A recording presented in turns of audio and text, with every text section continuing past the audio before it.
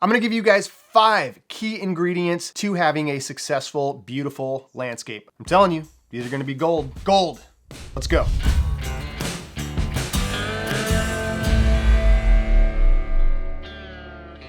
It has been a little while since I've made a video. It's been a very, very busy season. Trust me, I'm not complaining, but it of course makes it a little bit difficult to carve out the time and make these videos, which I absolutely love. Thank you guys for hanging in there with me. I really, really appreciate it. Much love to you all. So today we are chatting about 5 key ingredients that you will need for planning a new landscape or kind of retrofitting what you already have. If you're sort of thinking about what you want to do, if you're in that stage, this is definitely going to be for you. These are some main things that I personally consider when I am sitting down to start a new design for somebody. And each time I design, these 5 elements change a little bit because each design is different. Each client is different. So these 5 ingredients are like baseline categories that you need to consider when you're thinking about a new landscape. The first one that I want to throw at you here is purpose. What is the purpose for this landscape project? What's it going to do? What is the landscape going to do for you? Now, at first pass, you might just kind of think, okay, what? Maybe some lawn, a few shrubs, and a couple nice trees placed here and there. But when you really break it down and think about it, you're really creating an extension of your living space. So you don't just live inside your house. I mean, I guess some people do, but that's kind of boring, right? I mean, I like to be outside. I like to be in my landscape,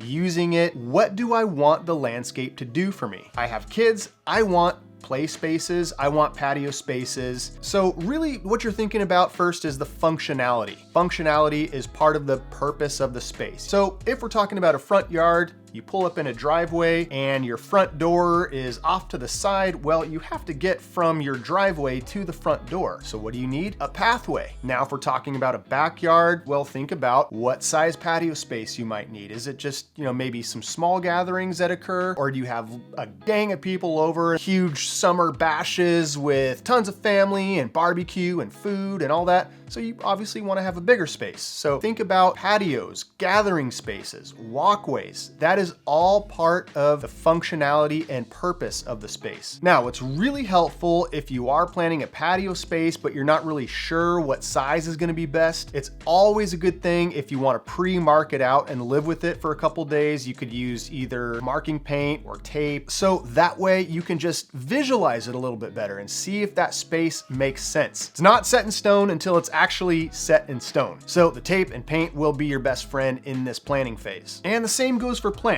It's super helpful to lay everything out first before putting anything in the ground. And that way you can make all the adjustments you need and you're not having to go back and dig up plants and put them somewhere else. Now, the size of these elements kind of segues into the next key point, and that is balance. Such a key ingredient for a successful landscape. And you can tell right away if something is off balance. Your eye will tell you like, oh no, that doesn't belong there. Or the pathway is too small or something like that. Even if you don't really notice it right away, it's sort of a subconscious thing that takes place in all of us as we're experiencing a space. You want to have right proportions of all your elements so everything looks balanced. So let's say we're talking about a front yard and you have a large grand entry. The house is maybe set further back off the street. Maybe it's a larger house. You don't want a little 3-foot wide pathway.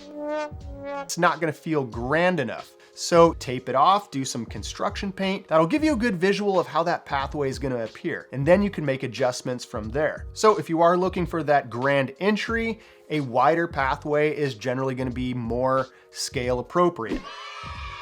And the same principle goes for plants and trees as well. Proportion, scale, and balance. Think about how large that plant is going to grow in its maturity. And the next few categories we're going to talk about do relate a little bit more to plants, so we will talk about that a little bit more. Now, one thing I do want to note, balance does not necessarily mean symmetry. With symmetry, there's sort of an equality of each side. It's like a mirror image. That might be appropriate for some projects. Balance can also mean intentionally offset of some elements. Instead of placing things that are sort of a mirror image of each other, you intentionally offset them so it guides you up through a space. It's kind of like a little design trick to keep your eye moving forward. Asymmetry, that intentional imbalance, creates a bit more of an informal look, whereas symmetry is going to do the opposite.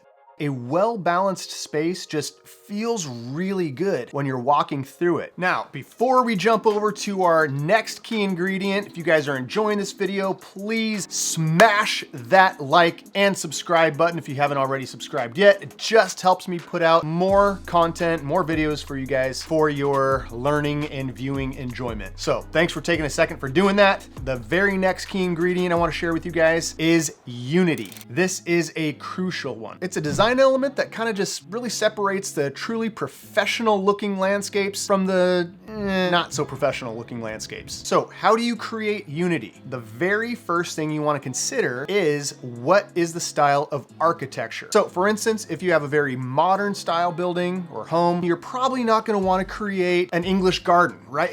It's not going to have that cohesiveness with the structure. Instead, you're probably going to want to play off those straight lines and simplicity of the architecture. Now, on the other hand, if you have a craftsman bungalow, something like that, then yeah, then you can probably create something a little bit more organic or free-flowing. Not to say that straight lines don't work, but you definitely have that flexibility in certain kinds of architecture. If you have a more blended kind of style to your home, that really just opens you up to more design options. And there's no rule that says you can't blend styles, so long as it's tastefully done. Just helpful to have a good understanding of the rules so then you can know how to break them. Intentionally breaking these rules can result in gorgeous and unique landscapes. We're definitely not out to create cookie cutter designs. I really appreciate when I see a really organic Southwest style with succulents and cacti contrasted against a really modern structure. It's really very unique and interesting. Now, another aspect of creating unity and continuity is repetition. In terms of hardscapes, that could mean selecting one or two different kinds of stones and repeating those throughout the landscape. It could be selecting a certain type of wood and repeating that on multiple structures. And of course, it means selecting a palette of plants that can be repeated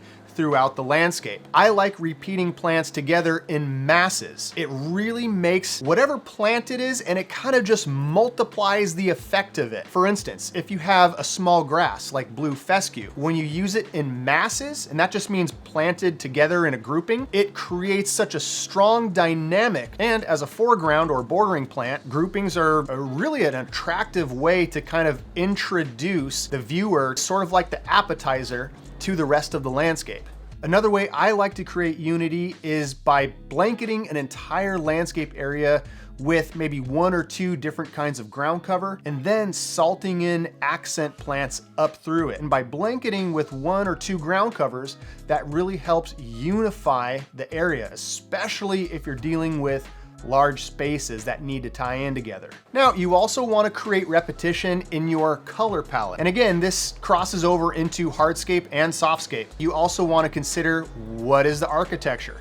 Is it warmer tones? Is it cooler tones? Is it super vibrant, or is it muted tones? Take note of that and really just dial in what kind of color palette you want. A lot of this is kind of subjective, but definitely something to think about as you're designing for your own landscape, because everybody's going to be a little bit different. All right, the last two ingredients, I'm going to kind of lump them together because they do play off each other and, you know, have a crossover, and that is texture and color. When you have variation in texture and contrast, it really helps make the landscape interesting. So again, let's use our example of the blue fescue. It's a very fine texture, and if we use that in close proximity to a plant that has a more broad leaf and a more bold texture, or like a strap leaf kind of texture, well, now you're creating contrast between these two plants. You have a very fine texture, and then you have a more bold texture, and that is going to create interest in the landscape. That's a very good design move. And also maybe a complementing color, gold or a yellow, that is going to create really strong focal points. This happens to be one of my recently completed projects, and I wanted to do some fun ground texture changes, and that's just kind of a little design trick to really help define the space. Tastefully mixing those ground textures, again, just adds interest and uniqueness to the landscape. That's where you, as the designer, get to make those kind of decisions. design. And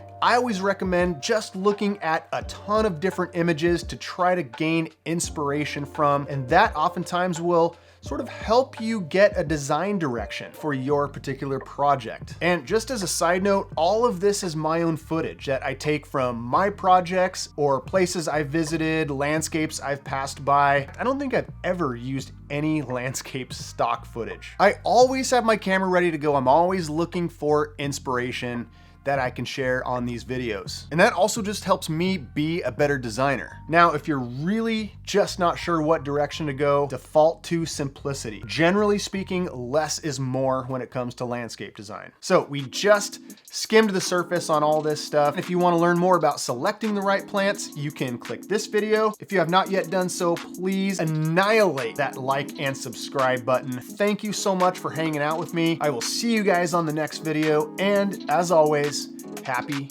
planting.